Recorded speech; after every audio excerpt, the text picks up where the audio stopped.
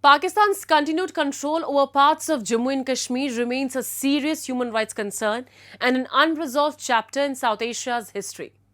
Marking October 22nd as Black Day, the United Kashmir People's National Party has once again reminded the world of the 1947 invasion that laid the foundation for decades of political regression, demographic manipulation, and violence in the region.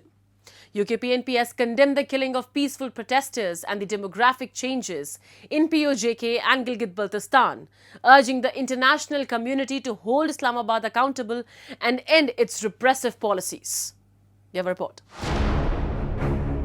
It was 22nd October 1947 that Pakistan launched its first act of aggression against the princely state of Jammu and Kashmir, a tribal invasion codenamed Operation Gulmarg, carried out by Pakistan's military. Villages were burnt, women were assaulted, and thousands of innocent civilians were killed in cold blood. More than 7 decades later, the people of Pakistan-occupied Jammu and Kashmir continue to live under an imposed regime marked by fear, censorship, and denial of basic freedoms.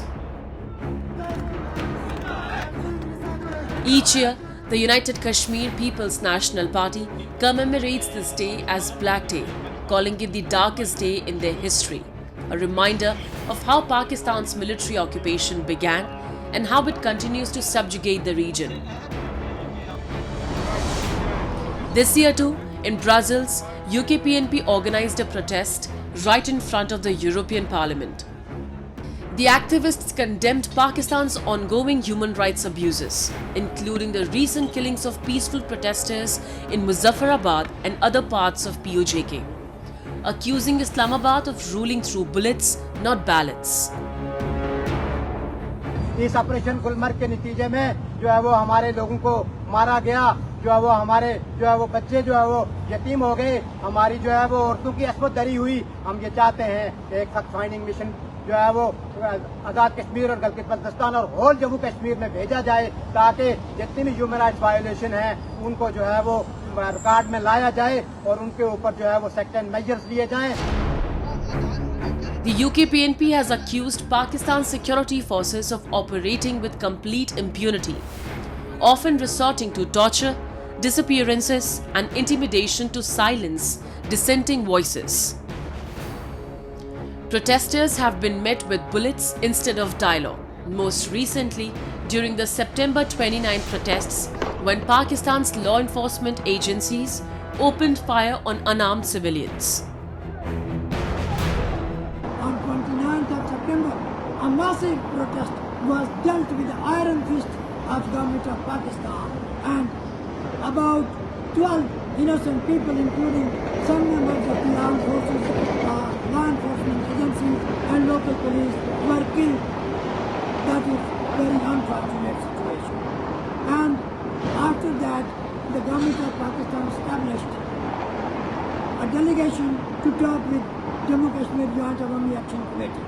We believe that such killing of innocent people could have been avoided if Pakistan would have nominated that delegation before 29th of September.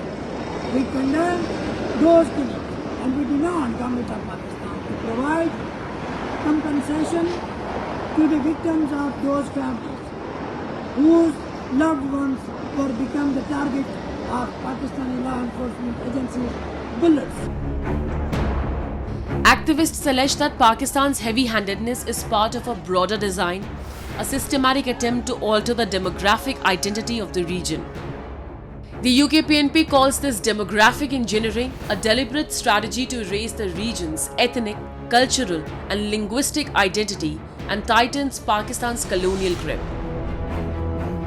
22nd of October 1947, the Pakistani attack on Jammu Kashmir, the darkest day in history of states.